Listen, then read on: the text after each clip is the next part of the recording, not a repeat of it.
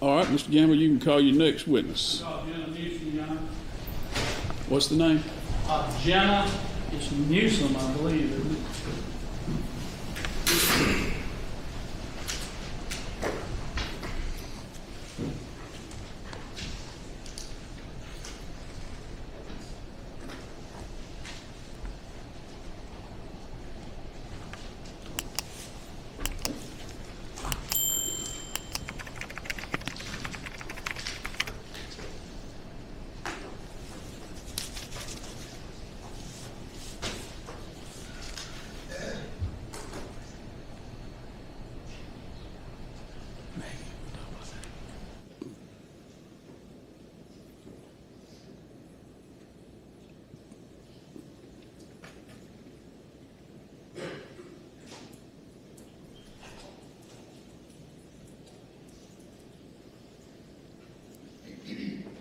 Ms. Newsome, watch that wire, please, as you walk across.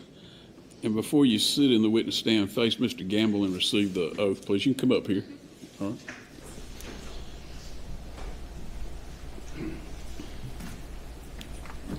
Raise your right hand, please. You swear or affirm the testimony you're about to give in the matter before the court today will be the truth, the whole truth, and nothing but truth, so help you God? I do. That's it.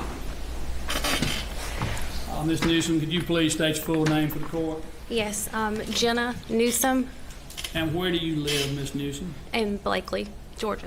And do you know the defendant seated to my left, Trinity Poague? I do. How do you know Miss Poague? We Okay, we have a jury can't hear. I'm Is the sorry. microphone on? Tap it for me, please. Okay. Speak You just louder. speak a little Okay. louder and make sure it projects to the microphone. okay. Sorry. How do you know her? We met in 2020 at Miss Colquitt Pageant. And do you have known her since then? Yes, sir. Has she ever performed any service for you where you would pay her for services? Yes. What did she do for you? She babysat my children and went on like day trips and stuff with us. How old were your children at the time she would babysit for I'm you? going to object. If this is just, character evidence in the sense of, she babysat my children and nothing bad happened. That's first of all is irrelevant. Well, it's irrelevant in generally, but under 404. Mr. Lamb, before you go into a lengthy objection, I think maybe I should take the jury back out and let's find out, because I don't want to have it. I'd rather get all the if there's going to be objections to the testimony heard. Yes, sir.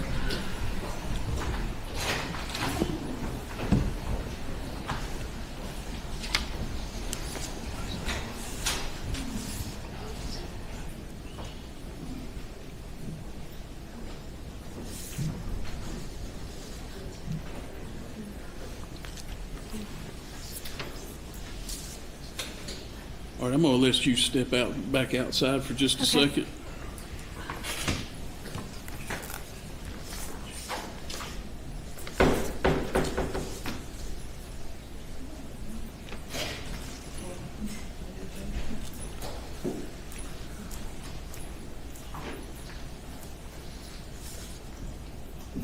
All right, what's your objection to the testimony, Mr. Lamb? It is irrelevant character evidence under 404. Evidence of a person's character or trait of character is not admissible for the purpose of proving action in conformity therewith.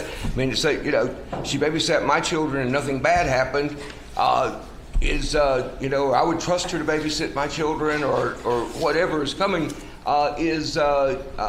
it's not a pertinent trait of character under this, with regard to with regard to the issues in this case, it's not a pertinent trait of character, which means it's not acceptable. It's not admissible. And even if it were admissible, it would only be able to prove it by reputation, not by reference to specific circumstances or specific acts. All right, Mr. Gamble.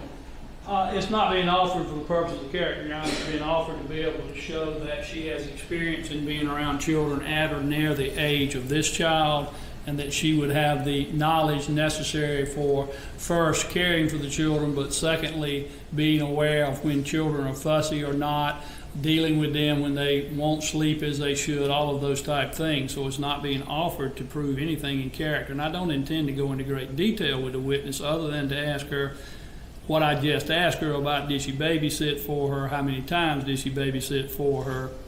And really, that's the gist of that conversation with her, Your Honor. All right, Mr. Lamb. Well, just asking her if she babysat for you, well, I think that it is, sort of a backdoor attempt at putting character evidence in. But I'll stand on the objection as it stands now. I mean, obviously, I'm not going to try to raise any further issue if the court. Well, 404A has I mean, I looked at this before we got here, anticipating that there may be some of this. 404A allows evidence of a pertinent trait of character. But he's saying he's not offering it as character, but I don't know whether what I don't see is what a pertinent trait of character offered by an accused is. But that is an exception to the disallowance of character evidence. And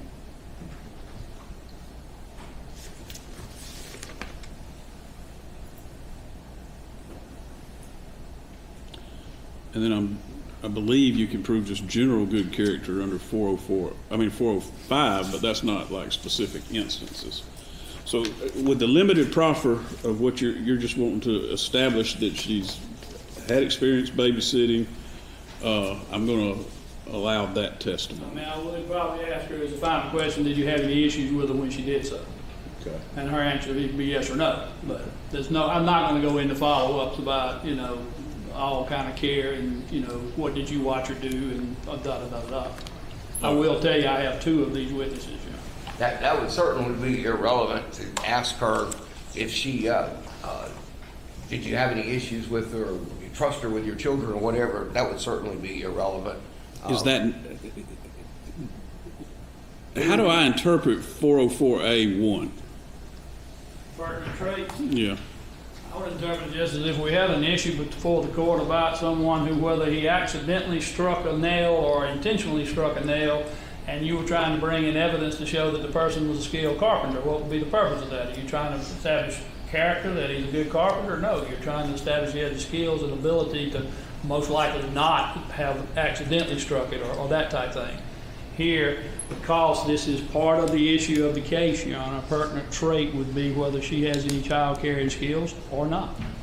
And that may be true, that whether she has skills, whether she is skilled in child care may be admissible under this rule. But then following it up with, did you have any problems with her? You trust her with your children, et cetera. Those are the questions that I'm saying would be irrelevant. I mean, he said that's going to ask. So. You can ask her if there was ever any problems with the care she provided for her children. I think that will meet this the pertinent trait character evidence, or pertinent trait evidence allowable under the character evidence code section. All right. Y'all want to take 5 minutes before we bring that jury back in? Does anybody need a restroom break? Yes, we. Okay. All right. We'll come back in 10 minutes. We'll come back in at 2:20. All right, Mr. Gamble, you can continue. Yeah, Ms. Newsome, I know we got interrupted, and I'm going to try to not just start from the front, and I don't know exactly where we stopped, so I'm just going to ask you again. When did you say you first employed Trinity Poague to be your babysitter? We met her in 2020. I don't really remember if it was the fall of 2020 or the fall of 2021 that she first babysat my children. And how many children was she babysitting? I have two. And they boys or girls? One girl, one boy. How old were those children when she began to babysit for them? My daughter was 3 or 4, and then my son, maybe 7. And at that time, it was in 2021? Yes. Okay. How old was Trinity at that time? 15, 16. I think she was driving, so I'm going to go with 16. Okay. How many times approximately did she babysit for you? maybe 10 plus times. And did you have any issues with her babysitting for your children any of those times? No, sir. That's all the questions I have, Your Honor. All right. Mr. Lamb, do you have any cross-examination? Just briefly, Ms. Newsome, you'd certainly expect her to be able to recognize injury to a child, wouldn't you? Yes, sir. I mean, that's part of what you expect out of a babysitter, right? If something goes wrong, that they're going to recognize it. They're going to be in a position to do something about it, right? Yes, sir. You would expect her to take every reasonable measure to protect a child that was that needed protection, wouldn't you? Yes, sir. If there was a child being physically abused or grossly neglected in some way, and it was occurring in her presence, then you would agree with me that that would be a gross failure on her part if she just did nothing, wouldn't you? Yes, sir. Nothing else. Any redirect? No, Your Honor. All right. Thank you, Ms. Newsome.